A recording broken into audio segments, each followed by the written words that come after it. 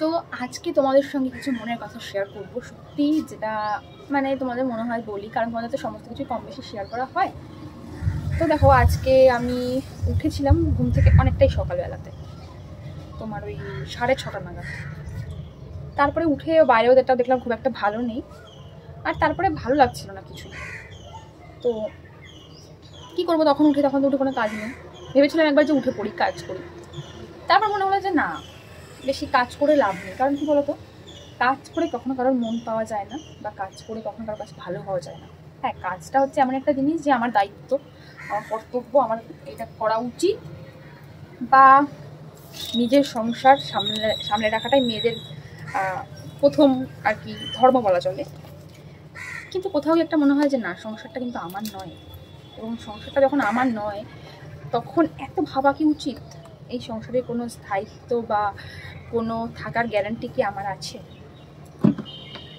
এবার তোমরা সবাই হয়তো মনে করবে যে দিদি হঠাৎ করে এরকম কথা কেন বলছে। তো শুধু আমার ক্ষেত্রে নয়, আমি সকল মেয়েদের ক্ষেত্রেই বলছি। তার মধ্যে কিছু ব্যতিক্রম তো অবশ্যই থাকে, কারণ সবার তো আর ভাগ্য সমান হয় না, সবার কর্মও সমান হয় না। যে মেয়েরা স্টেবল করে গেছে, যে মেয়েরা নিজের পায়ে দাঁড়িয়েছে, নিজের থাকার জন্য অন্তত একটা ঘর বানিয়েছে বা একটা ফ্ল্যাট নিয়েছে, তাদের ব্যাপারটা সম্পূর্ণ আলাদা। বাট যারা আমার মতন কোনো কাজ করে না, হাউস ওয়াইফ, তাদের কিন্তু কোনো নিশ্চয়তা বা কোনো ভরসা নেই। আজ আছি কাল না, আজ হয়তো সবার সঙ্গে সম্পর্ক ভালো আছে, এই বাড়িতে আমার স্থান আছে, দুদিন পরে যখন সবার সঙ্গে সম্পর্ক খারাপ হবে হয়তো আমি এই বাড়িতে নাও থাকতে পারি। তো কেন এত কাজ করবো বলো তো? জীবন তো একটাই, একা জন্মেছি একাই মরবো। কেন এত ভাববো যে এত কাজ করব, এত কাজ করতে হবে? কার জন্য করবো কাজটা? করবো কার জন্য করবো? আজ বেশিরভাগ মেয়েদেরই এমন দেখা যায়, অসুস্থ হলে কেউ দেখার নেই, খেলো কি না খেলো কেউ খোঁজ নেওয়ার নেই, রাগ করলো কি না করলো কেউ মন বোঝার নেই। সবাই শুধু পারে রাগ দেখাতে, তেজ দেখাতে, একটা মেয়েকে অপমান করতে, তাচ্ছিল্য করতে।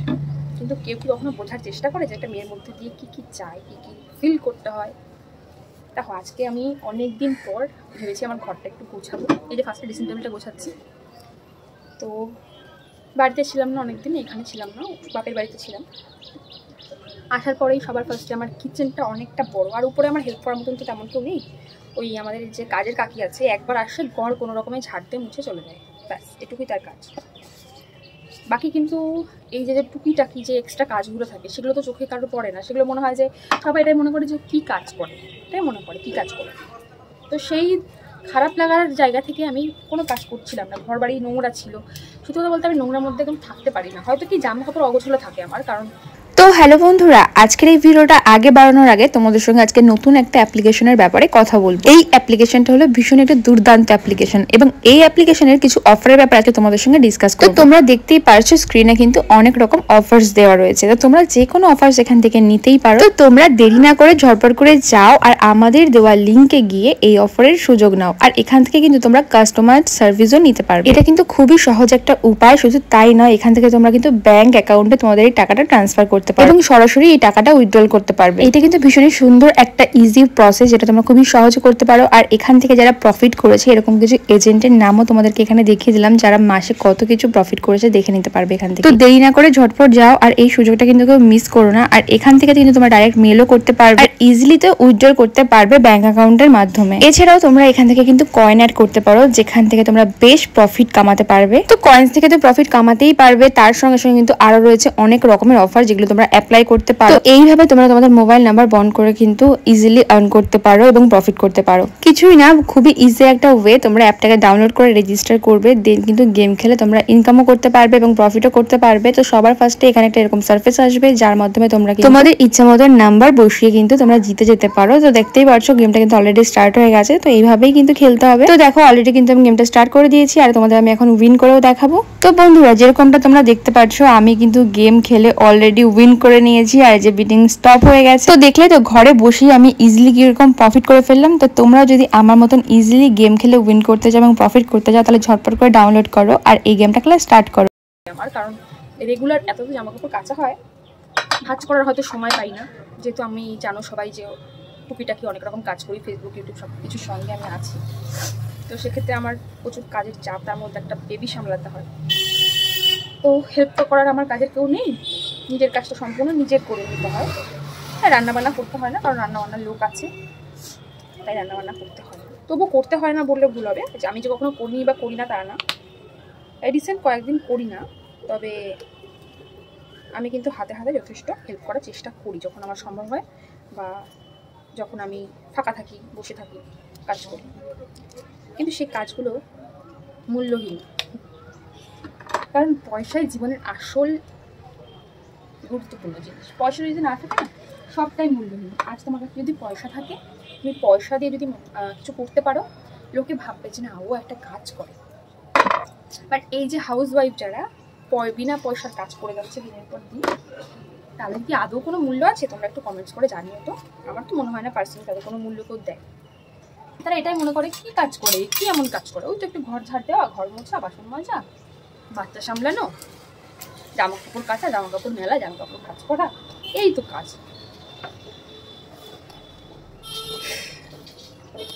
মানুষের ভাবনারও কখনো পরিবর্তন হয় না, এটা সত্যি। আর কাউকে বলে কখনো বোঝানো যায় না যে আমি এইটা করি বা এটা করেছি। কাউকে বলা উচিতও নয়, কারণ নিজে কি করছো না করছো সেটা একমাত্র নিজে জানছো, ভগবান জানছে। তার বাইরে গিয়ে কিন্তু তোমাকে কি বললো এসব ভাবা মানে উল্টে ডিপ্রেসড হয়ে যাওয়া। এখন আর আমি গায়ে মাখি না, জানো তো। অনেকেই ভিডিও দেখে বলে যে সারাদিন তো ভিডিও করো, তাহলে কাজগুলো কে করে দিয়ে যায়? সে করে দিয়ে যায় নাকি তার বাড়ি থেকে কেউ করে দিয়ে যায়? আমি এটাই বুঝি না। মানুষের এটুকু সেন্স নেই যে একটা 9-10 মিনিটের ভিডিওতে সারাদিন, মানে 24 ঘন্টার জিনিস তো দেখানো হয় না। যখন এই যে আমি এখন কাজ করতে করতে ভিডিওটা করছি, তার মানে এই নয় যে আমি কাজ ফেলে দিয়ে বসে বসে ভিডিওটা করছি। ভিডিওটাও আমার কাছে ততটাই ইম্পর্টেন্ট যতটা বাড়ির কাজ ইম্পর্টেন্ট। তো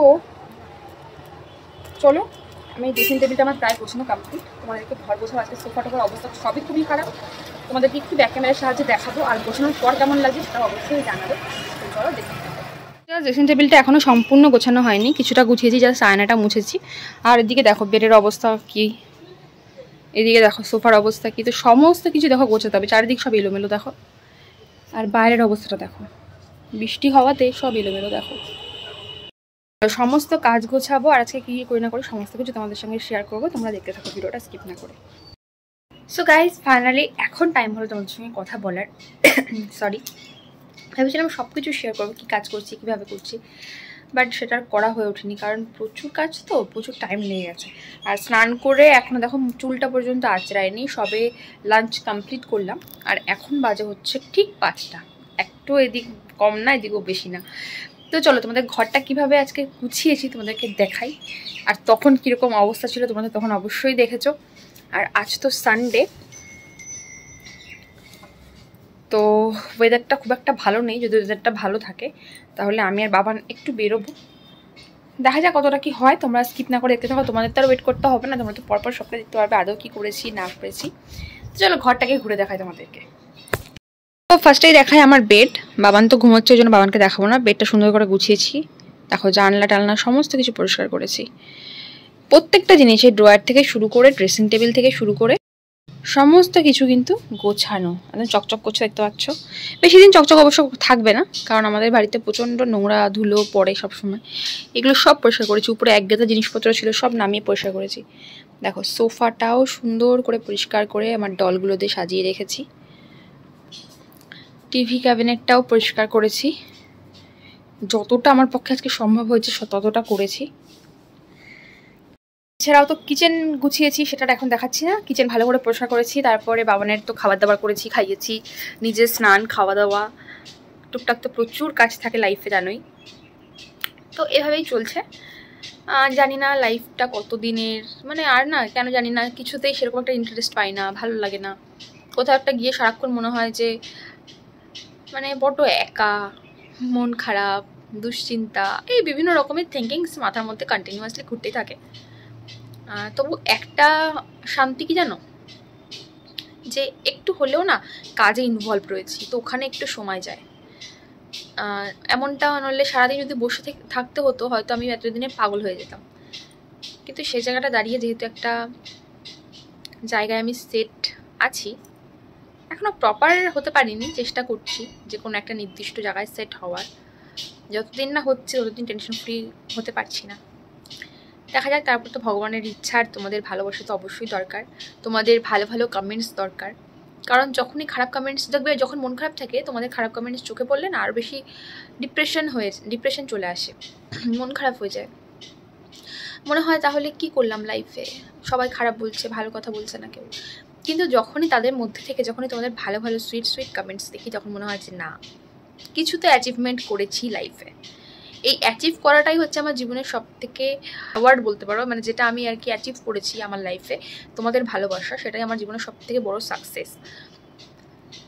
আজকের ভিডিওটা একটু আলাদা, দেখে বুঝতেই পারছো, কাজ কম কথা বেশি। কারণ এইভাবে কথা তো তোমাদের সঙ্গে এখন বলা হয় না, তো তার জন্য ভাবলাম যে আজকে কিছু কথাই তোমাদের সঙ্গে শেয়ার করি, একটু ছোটোখাটো কাজের মাধ্যমে, তাহলে তোমাদেরও ভালো লাগবে আর আমারও ভালো লাগবে। আর তোমরা কথাগুলো শুনে কার কী মনে হলো আমি ঠিক জানি না, এগুলো সম্পূর্ণটাই কিন্তু আমার পার্সোনাল মানে ভাবনা চিন্তার উপর ভিত্তি করে কথাগুলো আমার বলা, কেউ এগুলোকে নেগেটিভলি নেবে না। আর এটুকুই বলবো, মানুষের পাশে দাঁড়ানো উচিত, মানুষ হয়ে মানুষের ফিলিংস বোঝা উচিত। কারোর ক্ষতি করে, কারোর খারাপ চেয়ে, কাউকে খারাপ বলে কখনো নিজে ভালো থাকা যায় না, এটা আমি বিশ্বাস করি। আর আমি লাইফে কোনোদিনও সেটা করিনি, তাই জন্য আমি আমার কাছে ক্লিয়ার যে না, আমি কোনোদিনও কারোর ক্ষতি করিনি, খারাপ করিনি, আমি আমার কাছে ক্লিয়ার। বাট আমার যারা খারাপ করছে, কি বলবো, খারাপ করছে না ভালো করছে আমি জানি না, যাই করছে ভগবান যেন তাদেরকে সেই জিনিসটা দ্বিগুণ ফিরিয়ে দেয়, এটুকুই প্রে করবো। সেটা যেদিক থেকে যে করছে সেদিক থেকে যেন সে ডাবল সে জিনিসটাকে ফেরত পায়, এটা একটা আশীর্বাদ, কোনো অভিশাপ নয়। যাই হোক, চলো এখন একটু রেস্ট করবো। ওই যে 5টা বাজে বললাম, 5টাও নয়, 5টা 5 দেখো, তো একটুখানি রেস্ট করি। কারণ সারাদিন তো আজকে একটু বসার সময় পাইনি, ঘুম থেকে ওঠার পর থেকে 12টা থেকে 5টা পর্যন্ত কন্টিনিউয়াসলি কাজ করে যাচ্ছি। এখনও কাজই করব, এখন শুয়ে থাকলেও কাজই করতে হবে, কারণ এখন এডিট করার আছে, ভিডিও এডিট করে পোস্ট করব। তো চলো, যারা আমার ডেলি ব্লগ দেখতে চাও অবশ্যই আমার ফেসবুক পেজে ফলো করো। ফেসবুক পেজ নেম হচ্ছে মম সুরমি। আর ইনস্টাগ্রামে তো আমার রিল দেখতেই পাও সবাই, কেমন লাগে না লাগে অবশ্যই কমেন্ট করে জানিও। দেখা হচ্ছে নতুন ব্লগের সঙ্গে খুব তাড়াতাড়ি। সবাই খুব ভালো থেকো, সুস্থ থেকো, সবাইকে অনেক অনেক ভালোবাসা। চলো সবাইকে টাটা।